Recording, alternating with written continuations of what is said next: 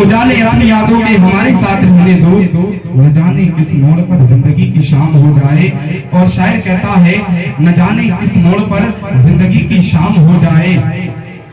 اور کہتا ہے جاگنا ہے جاگ لے افلاک کے سائے تلے، حشر تک سونا پڑے گا خاک کے سائے. یعنی کہ اگر آج ہی تم اس دنیا سے چلے گئے، اس دنیا سے ایک اپنے دل میں سوچ پیدا کریں کہ اس دنیا سے اگر تم آج ہی چلے گئے، اس دنیا سے آج ہی تمہارا جو ہے گزر ہو گیا، تو میدان محشر یعنی کہ جب تک قیامت آئے گی اور میدان محشر نہیں لگے گا جب تک تمہیں قبر میں سونا. لیکن قبر کی زندگی کیا ہے؟ قبر کی زندگی کچھ لوگوں کی بڑی آسان ہے اور کچھ لوگوں کی بڑی سخت ہے. اس میں سانپ بچھو کیڑے مکوڑے اندھیرے کیڑے مکوڑوں کا گھر ہے وہ. لیکن کچھ لوگوں نے اللہ کو راضی کر کے رسول اللہ کی سنتوں پر عمل کر کے پروردگار عالم کو منایا. منانے کے بعد جب وہ اس دنیا سے گئے، دنیا والے یہ کہنے پر مجبور ہو گئے کہ آخرکار یہ کوئی اور نہیں جا رہا ہے بلکہ مصطفیٰ جان رحمت کا وفادار جا رہا ہے، یہ کوئی اور نہیں جا رہا ہے. اگر یہ نماز کا وقت ہوتا تھا تو یہ نماز پڑھتا تھا. اللہ رب العزت کی عبادت کرنے والا جا رہا ہے، یہ کوئی اور نہیں جا رہا ہے. اگر اس دنیا سے کوئی جا رہا ہے تو وہ مصطفیٰ جان رحمت کا سچا عاشق اور مصطفیٰ جان رحمت سے سچی محبت کرنے والا جا رہا ہے.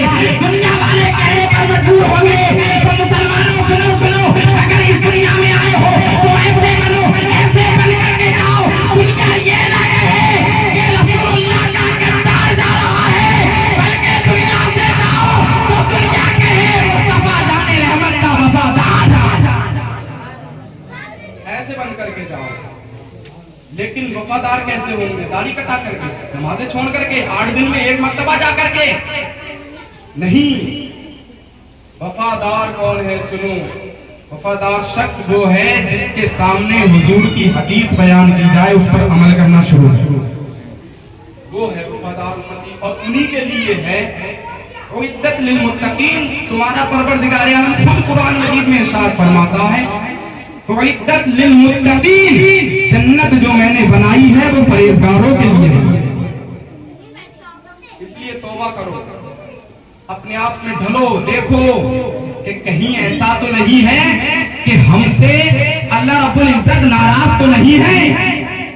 اور حضرت موسیٰ علیہ السلام، حالانکہ آپ نے سنا ہوگا، سنو، حضرت موسیٰ علیہ السلام کوہ طور پر گئے. جانے کے بعد آپ بات کرتے ہیں، عرض کرتے ہیں یا اللہ، ایک ایسا شخص ہے کہ نہ ہی وہ نماز پڑھ رہا ہے، نہ ہی وہ کوئی کسی چیز پر کوئی اچھا کام کر رہا ہے، لیکن اس کے پاس اتنی دولت آتی جا رہی ہے، اتنی دولت آتی جا رہی ہے کہ بلڈنگ پہ بلڈنگ بنا رہا ہے کہ اسے شہر میں سب سے زیادہ امیر اگر کسی شخص کو کہا جاتا ہے تو وہ جو نافرمان تیرا ہے اسے کہا جاتا ہے. تو ارشاد فرمایا موسیٰ کیا سمجھتے ہو ہم اس سے راضی ہیں؟ عرض کی یا اللہ تو میں کیا سمجھوں؟ تو آپ نے موسیٰ علیہ السلام، اللہ رب العزت نے ارشاد فرمایا ہم اس سے اتنے ناراض ہیں، اتنے ناراض ہیں کہ تم جان بھی نہیں سکتے ہم اس سے کتنے ناراض ہیں. تو عرض کی یا اللہ جب تو ناراض ہے تو اس کی دولت چھین کیوں نہیں دیتا؟ اسے تخت پہ سے اتار کر کے زمین پر لا کیوں نہیں دیتا؟ اس کی دولت چھین اور اسے دکھا کہ میں کون ہوں. فرمایا اے موسیٰ ہم نے اسے ایسا عذاب دے رکھا ہے جو سب سے زیادہ سخت ترین ہے، جس سے ہم ناراض ہوا کرتے ہیں، اس سے سجدے کی توفیق چھین لیا. سوچو 8 دن میں جانے والوں، تم سے تمہارا پروردگار عالم راضی نہیں ہے. دعویٰ کرنے والوں مرتے ہی جنت میں جائیں گے، ایسا کچھ نہیں ہے کہ مرتے ہی جنت میں وہ شخص جائے گا جو وفادار ہو، وفادار جائے گا. اور قرآن کہتا ہے لہا ما کسبت وعلیہا ما اکتسبت. اپنا مٹیریل اپنے ساتھ قبر میں لے کر کے جانا، کسی دوسرے پر نربھر نہ رہنا. قرآن یہ بھی واضح کر چکا ہے کہ اپنی اعمال کی ٹوٹلی اپنے ساتھ قبر میں لے کر کے جانا. یہ نہ سوچنا کہ تمہارے بچے 40واں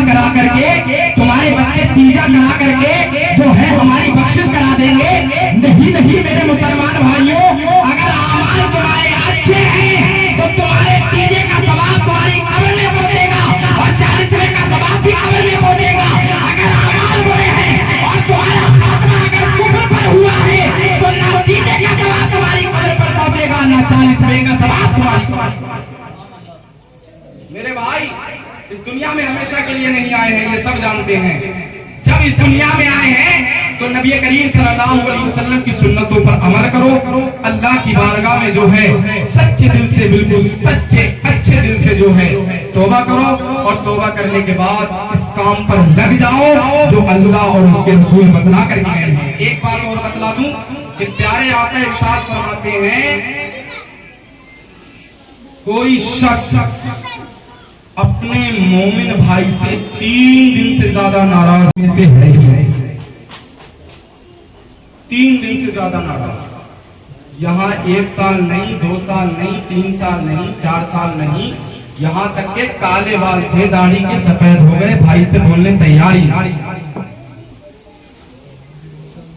پیارے آقا نے ارشاد فرمایا 2 مومن بھائیوں میں آپس میں جھگڑا ہے، اب صلح کے لیے جو اگلے بڑھے گا اللہ رب العزت اس سے پہلے جس نے صلح کا ہاتھ بڑھایا ہے اس سے پہلے اللہ رب العزت اسے جنت میں داخل کرے گا۔ اور فرمایا اگر کسی کو ایسا لگتا ہو کہ اس سے بولنے میں میری جو ہے عزت ڈاؤن ہو رہی ہے، میری عزت گر رہی ہے، تو فرمایا کل میدان محشر میں عزت مجھ سے لے لے گا۔ کوئی ہے عزت دینے والا؟ کل میدان محشر میں آ کر کے عزت مجھ سے لے لینا۔ یہ تمہارے آقا فرمان، میں نہیں کہہ رہا ہوں۔ اگر یہ سوچو گے یہ کہہ کون رہا ہے تو یہ زبان میری ہے، لیکن بات مدینے والے مصطفیٰ کی، میں نہیں کہہ رہا ہوں۔ تم سمجھتے ہو کہ یہ فلاں صاحب کا لڑکا ہے، وہ کہہ رہا نہیں، مصطفیٰ جان رحمت کا جو بات ہے وہی آپ تک پہنچا رہا ہوں۔ اگر اس پر عمل کرو گے تو جنت کے راستے پر جاؤ گے، عمل نہیں کرو گے اسے ٹھوکر مارو گے، اور اگر تم نے یہ کہہ دیا یہ باتیں جھوٹی ہیں تو کافر ہو۔